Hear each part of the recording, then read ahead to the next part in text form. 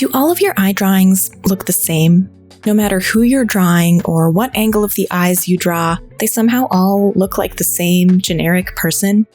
First, you're not alone. This is one of the most common frustrations I hear from students, and it's something I struggled with too when I first started drawing eyes.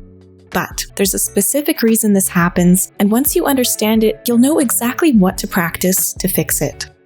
In this video, I'll show you why your eye drawings keep looking the same, which part of the drawing process to focus on to fix it, and how to make your drawings look specifically like the unique person and pose that you're drawing. Hi, my name is Marina. I'm a professional visual artist, arts educator, and founder of thedrawingsource.com. I've helped students create amazing eye drawing transformations, and I'd love to help you do the same. This lesson is from my free Draw Better Eyes toolkit, which will help you troubleshoot and improve your eye drawings with 6 short video lessons and an eye drawing rescue checklist. You can get the toolkit for free at the link in the description below. Let's dive in. Here's why your eye drawings all look the same and how to fix it. In drawing, specific shapes create likeness or resemblance. Specific shapes are what make our drawing look specifically like the person that we're drawing. So what happens when our shapes are inaccurate?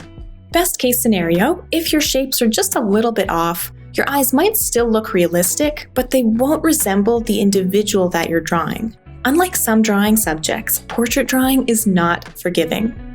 For example, if your proportions and shapes are slightly off when drawing a still life like this flower, it's still believable and realistic, right? It's not the specific flower that you were drawing, but without seeing the reference photo, you can't even tell. No problem. But what happens if our shapes or proportions are slightly off in a portrait drawing? Yikes. Suddenly, we have a mildly horrifying caricature of our model. With advanced subjects like the figure and portrait, we can't get away with much. We must learn to observe, analyze, and draw the shapes of our subject sensitively. Look how distinctly unique all of these eye shapes are. To draw realistic eyes that look recognizably like those of our model, we must pay attention to the tilt of the eye, the widths and heights of the eye, and where specific angle changes occur. I've used straight lines here to point out the distinct angle changes in each eye shape. Using straight lines is an important point. We'll come back to this. The opening of the eye isn't the only shape we need to pay close attention to. For example, the pupil and iris are not perfect circles. Their contours often have subtle angle changes, and their shapes shift depending on one's expression and tilt of their head. In fact, every form of the eye is unique to each individual. This might seem overwhelming at first, but once you know what to look for and how to anticipate those shifting forms, capturing someone's likeness becomes one of the most rewarding parts of drawing eyes, and portraits overall. In this video, we'll focus on the shape of the opening of the eye, the one I usually suggest that you start with. Now that you're seeing how unique each eye shape is, how do you draw it specifically rather than generically? Try following these steps. First, start your eye drawings by indicating the tilt of the eye. Notice that each eye here is at a particular angle. If we don't establish that early on in our drawing, it will be very difficult to create later. When drawing an eye, often the first line I draw indicates the tilt of this shape, or the tilt of the eye in general. I visualize this line extending from approximately one corner of the eye to the other, and then I mimic its angle on my drawing using angle sighting. Next, let's notice what's included in this shape between the eyelids. The sclera, the white of the eye, the pupil, the iris and the cornea, which is the transparent cover on top of the iris, the two forms in the inner corner of the eye, the lacrimal caruncle, and the plica semilunaris. We study anatomy so that we know what to look for. For example, often students don't leave enough space for these two forms in the inner corner of the eye, simply because they can't see them. They don't notice that the two corners of the eye are very different. Often, we can't see what we don't know to look for. We will cover essential eye anatomy needed to draw realistic, believable eyes in Module 1 of my eye drawing intensive. It is so much fun to learn, and just studying anatomy will completely change what you see when you observe an eye. Step 2 is to analyze the widths and heights of this shape. Where is it the tallest? Where is it the widest? An easy way to determine this is to imagine this shape fitting perfectly into a rectangle, where the rectangle touches the highest point, the lowest point, the rightmost point, and the leftmost point of the shape. Now we have 4 boundaries, or high points, of this shape, as well as the overall height and width. Let's mark the high points because they'll be important later.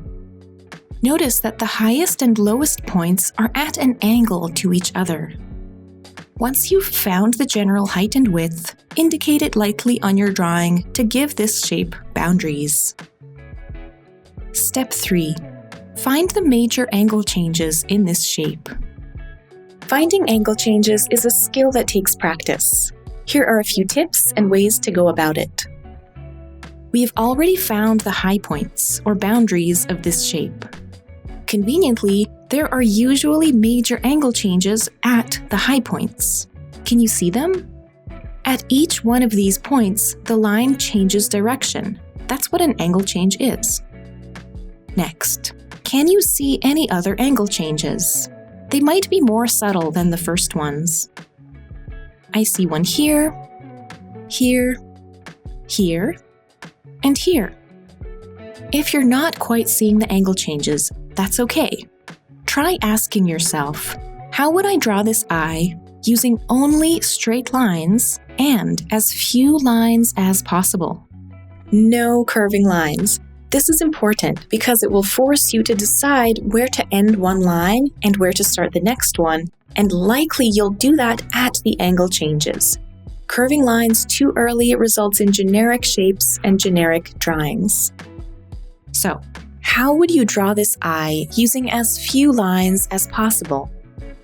I started with a shape that looks like this, and then I made it more specific by subdividing it into smaller angle changes. This is an excellent starting point because we've identified the tilt of the eye, the widths and heights of the eye, and where the specific angle changes are. This is already not a generic shape. Step 4 is to find and draw the even more subtle angle changes in this shape, and only then to start curving some lines. I don't do that until much later in the process, once I've added more information to my drawing.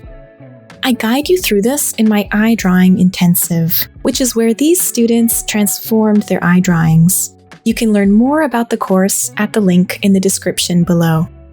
Now you know that if your drawing doesn't look specifically like the person you're drawing, you're probably not drawing your shapes specifically enough. This issue arises in the block-in stage, the early line drawing that acts as your blueprint for shading. If your proportions and shapes are off here, no amount of shading will fix them. So, the goal is to make your shapes and proportions as accurate as possible by the end of this stage. Then, in the next step of the eye drawing process, we'll fill in our shadow shapes with a flat, even value to check their accuracy even more closely. You can learn about that next step and the rest of the eye drawing process in my video on how to draw realistic eyes step by step. You'll learn what the 6 steps are, how they build on one another, and the key priorities to focus on in each one. I'll see you there.